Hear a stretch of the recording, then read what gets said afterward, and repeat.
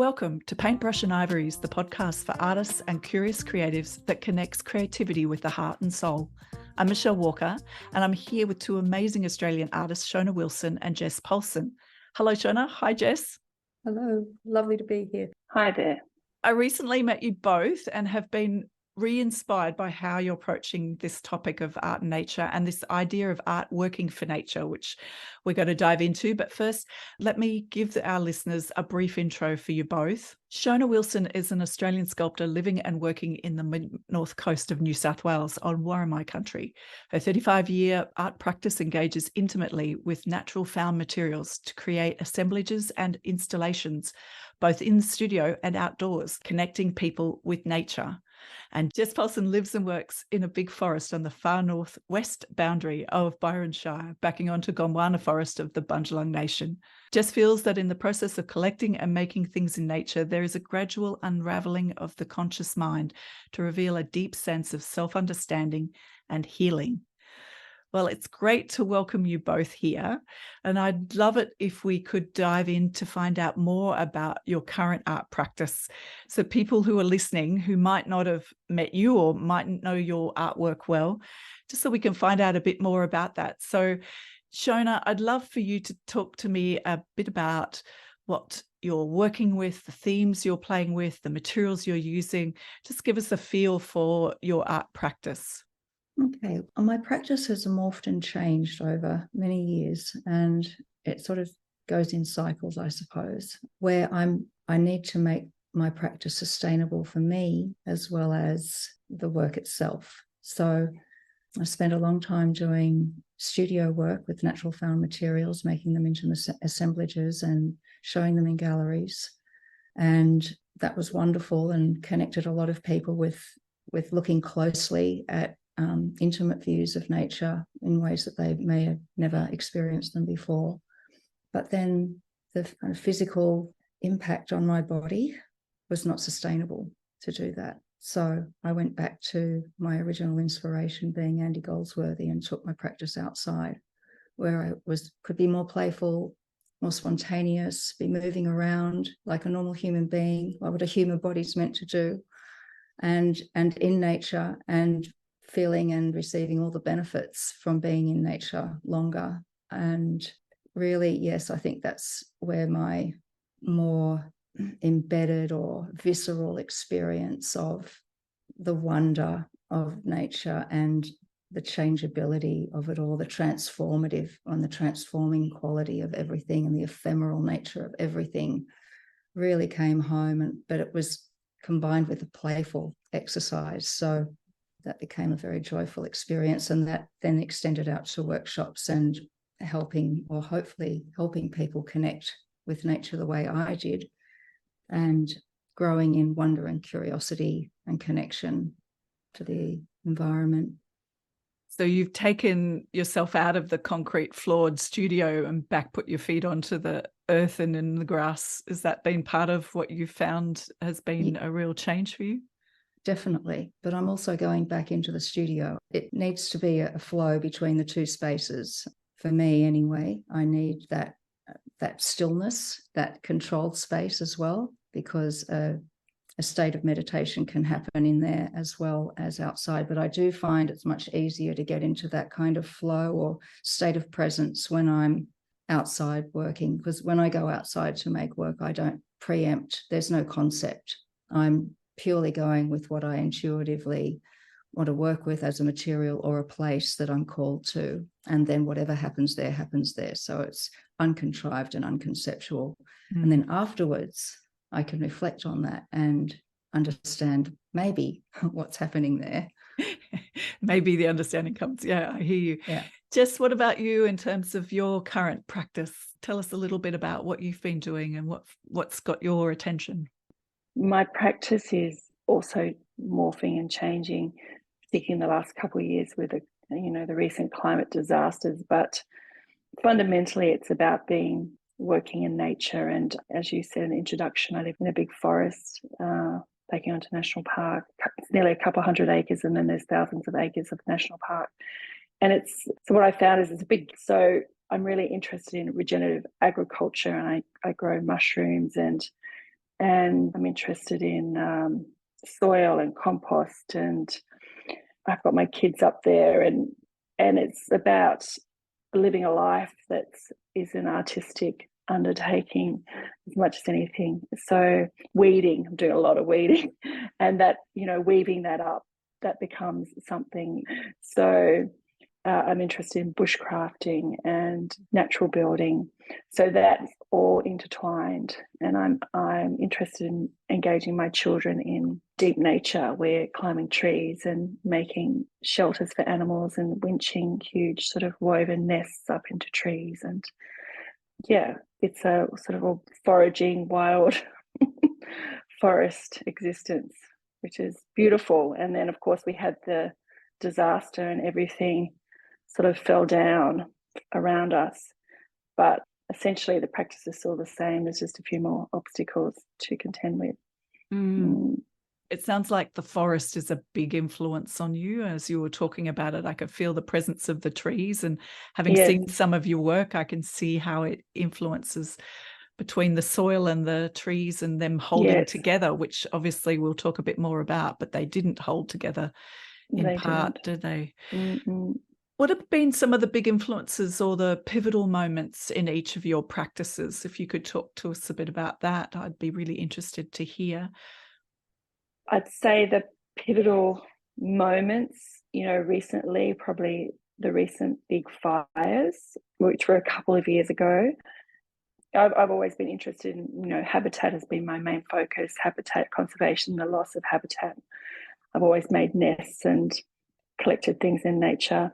But the fires really, working with my children, it's just so intense. So after the fires, we really focused on building shelters and collecting stones and bones and whatnot. And that really felt like a process of reconnecting with this black landscape and trying to make these offerings. We made these little shelters and whatnot for the fairies and for the wallabies, but mainly it was about just reconnecting with the landscape and trying to soothe that sort of the terror and horror of what had transpired. And now a couple of years later, with these landslides and the floods, it's the same process.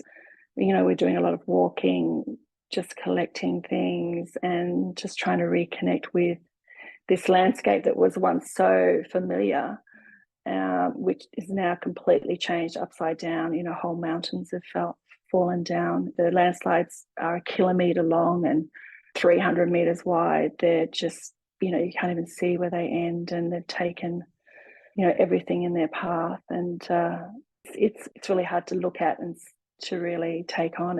They're so huge, and our old friends, these giant trees that I had imagined would outlive us all, are gone or upside down, or there's just absolutely no sign of them. We think, well, where did they go? They were, 50 meters high. Like, where does that tree go? We can't find it, or the boulders, so it's just coming to terms with that and trying to find some sense of peace and feel safe again in that landscape. That's what it's about now. It sounds like the walking in the world that you're doing and the collecting and is just the way of physically getting in touch with a place that you knew so well. Such a disruptive time, isn't it, of a scale that we've not experienced. I think this has been really quite big on the landscape for a lot of our community. Yes, it's shocking. And I feel like, unfortunately, it's a sign of things to come. And I think when I really feel into it, I had moved out to the most remote property in the Shire. I wouldn't call myself a survivalist, but I'm into bushcrafting and foraging and growing and all those things, because it gave me a sense of whatever's coming, we can get through this. And I think there's a lot of denial in that. From what I understand now is, I have all this middle class privilege. I think that gave me some sort of sense of security, but climate change doesn't care about that. These climate disasters, that doesn't care what skills you have, or it's helpful, it's possibly at some point, but really no one's safe. No, and that was very much brought home to us in the last few years in this part of the world, I know. What about you, Shona? What's been some of your big influences? I mean, you talked about Andy Goldsworthy before, and that's something that I share a love of, and I'm sure many listeners who have the joy of art and nature probably have those kinds of artists in mind. What about other influences and perhaps any pivotal moments in your practice that you would like to tell us about? I think I set out on my path with natural materials and looking for small details in nature when two things sort of happened at once. I discovered the work of Andy Goldsworthy at art school, and I went for a walk in the Himalayas, and I was there by myself, and I was walking down a street in Kathmandu when I first arrived and feeling very overwhelmed. I was in my early 20s. I'd never experienced a city like that before. It was pretty raw. And as I was walking down this street, there was this tiny niche in the wall, and I stopped to look inside. It was, maybe 3 centimeters square, a tiny little hole. And I looked in there, and there was nothing in there. But all the anxiety, everything around me disappeared when my focus went into this very small space. And it was a real aha moment of the power of the small, how much there is in a tiny place or an empty space. It's not empty. It was absolutely full of imagination, potential. So when I went walking, I took that idea of that small thing, and my eyes started looking for small things. But my parents were also a huge influence in that. My mother was a plant person. My dad was an architect. So structure and plants were part of my upbringing as well. And I think what Jess was saying, the way she brings up her children and the way we bring up our children, what we bring into their life when they're young, can be pivotal and is very necessary if we're going to take this world into a better place. So yeah, that happened. I was in my 3rd year at art school when I returned and made my final work. I decided to limit my palette to just natural materials. And then I think slowly, the more I work with natural materials, your love for nature grows even more and more because of the wonder of it all. And there's also the disaster of it all, but there's also the wonder of it all. And it's that having those two riding together that can keep us going and the hope going. Like the wonder feeds your spirit so that you can get out there and keep doing whatever you need to do. And then the second really pivotal moment came when I was starting off with my workshops. They're called Collaborations with Nature. It's an ephemeral art workshop. And I was working with some high school students. And after the workshop finished, I asked for some feedback or what had really impacted the young women. It was a girls' school. And one of the girls said, "I'm not afraid to touch a leaf anymore." Yeah, wow. It was just huge. I just couldn't believe what I was hearing. And I saw the chasm that there was between humans and the natural world. And so that really inspired me to keep going with the workshops. And it's a very gentle approach and a very healing way also to encounter nature and be with nature and share with other people that experience, and be surprised and be challenged, because you can't impose an idea onto a material if you're not using any tools. That was the other thing with Andy Goldsworthy's work that really struck me, was limit the palette to natural materials and don't use any tools except your own body. So when you don't have any other tools, you really have to work with the material to find out what it will do with you, and without any real processing either. It's very sort of spontaneous and instant.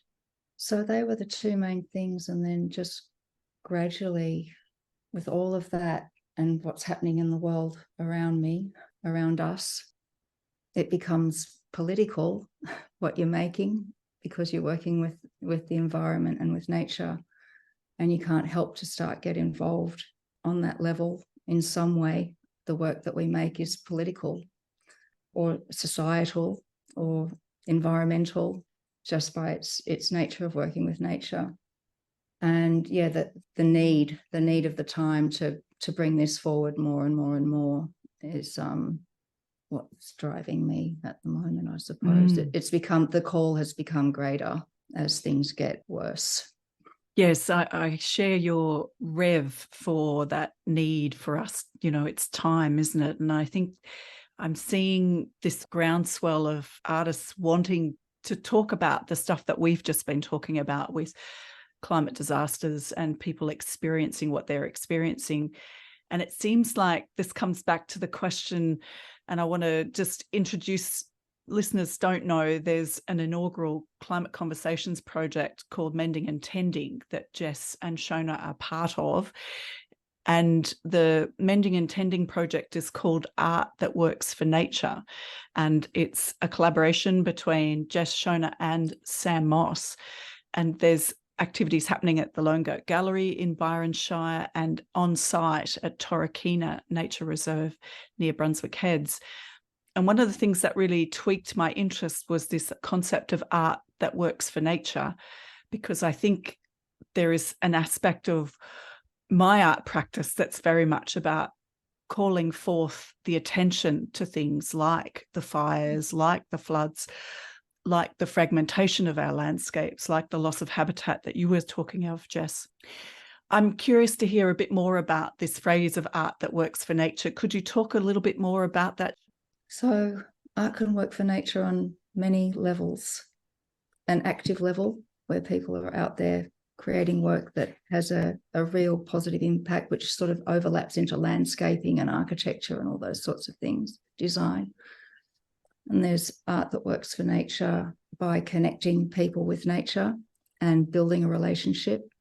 And there's art that works for nature in showing nature in its beauty to people that may not have really taken any time to recognize that. And so I think, putting the natural materials, the way we've used them in this exhibition, I was talking to the director of the gallery, who's been talking to people coming in the last week or so. And so many of them have said, are shocked at seeing a whole lot of leaves in a gallery, but it's that elevation, that valuing. This is a value. And because it's in a gallery, it's seen as having more value. So just in that simple act of using the materials that we've used and putting them into a gallery space has an impact. And it's been very moving for people. People have really responded with their hearts. So that's some of the ways that I can think of that art can work for nature. There's a couple in America called Watershed Sculpture that have done some on-site works that help the landscape recover. I'm sure there's plenty of stuff happening in Australia, but it's not coming to mind. Jess might know a bit more, but it ties into all that regenerative agriculture and regenerative forestation, everything like that.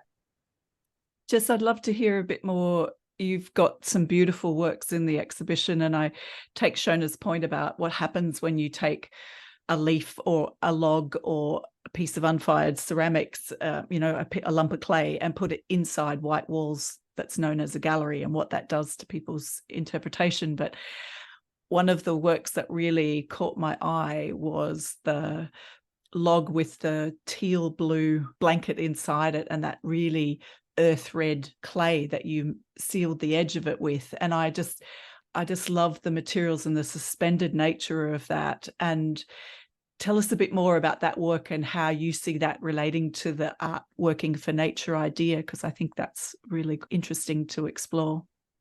Yes, so thanks for that.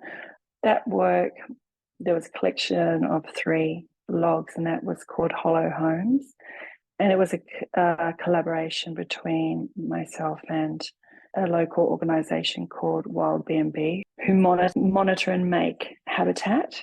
They're arborists and scientists and climbers, and they've been working up at my place in Huonbrook for many years. That's how I've met them. They've been winching giant owl boxes up into the trees and glider boxes, and over the years monitoring them and working with endangered species. And they've been hollowing out these logs, which they've lent me to create these works. And I hadn't given it a lot of thought, to be honest. I just instinctively put the blankets together with the logs. They were blankets that I'd been using to make wallaby pouches when I was working for the Wires organisation, caring for macropods. And it seemed like a nice fit, and the mud is that really dark red mud is out of the landslide that goes through my driveway. I was feeling for the animals, the comfort of, creating this beautiful sort of home for them. But I think what's fairly obvious now and what's sort of unraveling for me now is this understanding that, ultimately that's sort of where I would like to be, curled up in a warm blanket in a log, makes me also feel safe and comfortable. And I think that's the power of art. There's a gradual sort of revealing of the sort of deep psyche in regards to healing. And I think when we understand ourselves as nature, we are nature in nature.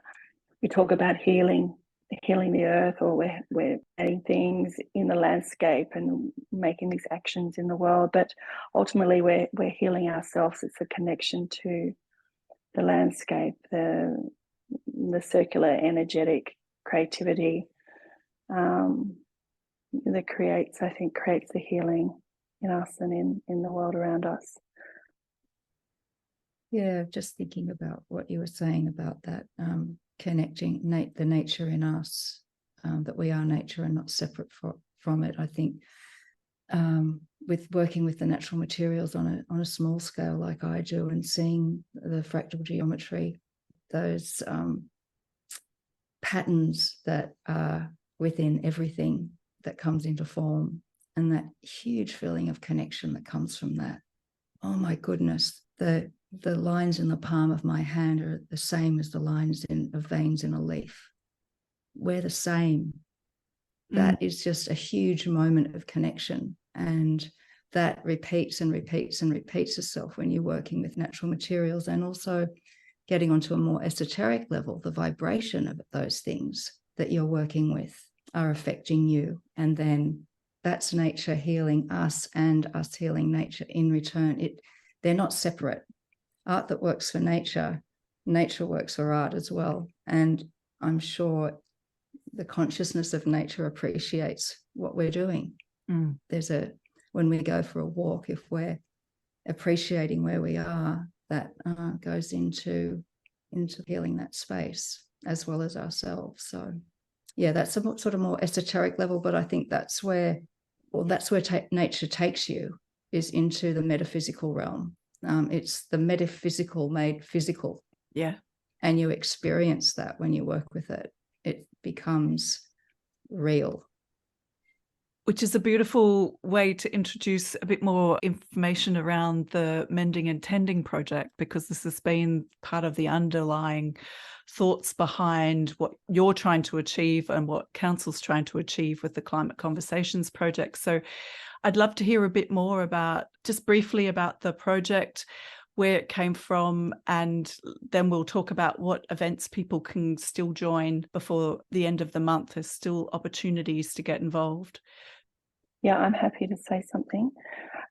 So we did conceive of, originally the project was to be focused on Torokina, which is a bit of a neglected area at Brunswick Heads on the foreshore there. And it happened that we were all interested in addressing different areas of this little reserve. It's wild, pretty wild. It's a place where a lot of homeless people would camp, and there's fires in there, and there's quite bad erosion. And I guess we just wanted to give it some love. And Sam has a long history of having the Brunswick Nature Sculpture Walk in that area. So we all have a connection with the space. Sam is particularly interested in the foreshore and the erosion that's occurring along the riverbanks. She does these really beautiful mangrove roots, which really talks about the habitat of the fish populations. That's where they go to breed, and they hold the banks together. And so that was really interesting. So Sam's sort of focusing on erosion, and mine was particularly concerned with the habitat, the birds of that area in particular, and what we've working with Wild B&B with their habitat monitoring work and the glossy crew. We've found that there's been a number of critically endangered glossy black cockatoos sighted in that actual area, which was really exciting. And there's a collection of Casuarina trees, which is their specific feed trees, and habitat clearing and loss of those trees is one of the reasons why they're so endangered. So it's really exciting to see those trees. So we have now a project to get some habitat boxes up in that area just to support those birds that are breeding around there and struggling to find hollows, because hollows are found in the really big old trees and there's not many of those left. So yeah, that's really been my focus, the birds. And Shona, did you want to talk about what you're up to in there? Yeah, just thinking about how Jess is kind of more activated in making actual constructions that will be habitat. So she's sort of working with the animals and the plants, and I'm working more with the plants, and Sam's working more with water and clay. But it was the idea of just shining a lens on Torquay as an example of any area that needs tending or mending. And we wanted it to be like lighting a spark in a fire there for more love to go into that park. And from that, there's going to be some habitat boxes put in there. I think Landcare have said they're going to put in a big basket for weeding for people that are walking through the park to know what weeds there are and to be able to pick them out and throw them. Because a lot of it, of regenerating a place, is just removing the weeds and letting what nature does do its thing, you know. And I think Sam was saying that the mayor was talking about, yes, maybe they can work on that erosion and building up the rock wall again. So we were hoping to be a catalyst, part of a process. It's not like the process ends with our project. We're at the beginning of a process of engagement with that site. And already someone's gone in there and cleaned a whole lot of rubbish out of there. It looks a lot cleaner than it did a year ago. So that already walking in there feels lighter and more loved. And people feel that energy in a place too. When something looks well tended, definitely, they tend to want to care for it more as well. So it's that ongoing sort of idea. Yeah, so I'm working with the leaves of the Macaranga, which I was just attracted to initially because of the heart shape of it, a very cliche but very powerful symbol, that heart shape, that I know that people connect to easily. And then on researching the Macaranga, I discovered that it is a pioneer species and used a lot in bush regen anyway. So that was a perfect match. And I've been making what I call tree bandages or leaf love bandages. And as a sort of symbolic, metaphorical gesture, going into Torquay and wrapping a fallen over old Banksia with the community. That was a community project. And yeah, just drawing attention to what needs to be mended and tended, and the idea of of kintsugi as well, and that something that's broken can still have a purpose. Like that Banksia we found had a whole lot of little seedlings underneath it. It had a nursery there that we wouldn't have noticed unless we'd gone in there and spent a day with it, wrapping it up. Yeah, and knowing that it's part of the cycle as well. So even though it might fall down, that, you know, you can notice and admire that what comes next, which might be the fungi and the decomposition process. I think the Macaranga is a beautiful symbol. It's interesting talking about some work that's been happening up at Lamington National Park. So my connections are here in Northern Rivers, but also across the border in the Scenic Rim. And they found, you were saying, Shona, just, you know, taking the weeds out. The national parks staff up there, the rangers, have actually been doing some clearing of the weeds that have come up post-fire, and their regen that they've been monitoring has been amazing. And across the border, there's been a no intervention policy, and so they've been able to see what the difference is, and the sort of levels of native species that have been able to come through because that weed blanket has been removed has been really significant. And this is Gondwana National Park rainforest type environment. So we're not talking apples with apples, but I think that the philosophy and the practice can be very similar. So I love what you said about putting a spark into this, that's what your project is. And you have obviously sparked some conversations because you've got Landcare being interested in getting involved, and you've got council doing maybe some extra things, and as well as the community just taking the initiative. Sometimes people need to be given permission, don't they? And perhaps a little bit of direction about what to do that's right. But giving permission, and maybe your project is also about permission giving, that people can engage and care for places like Torquay.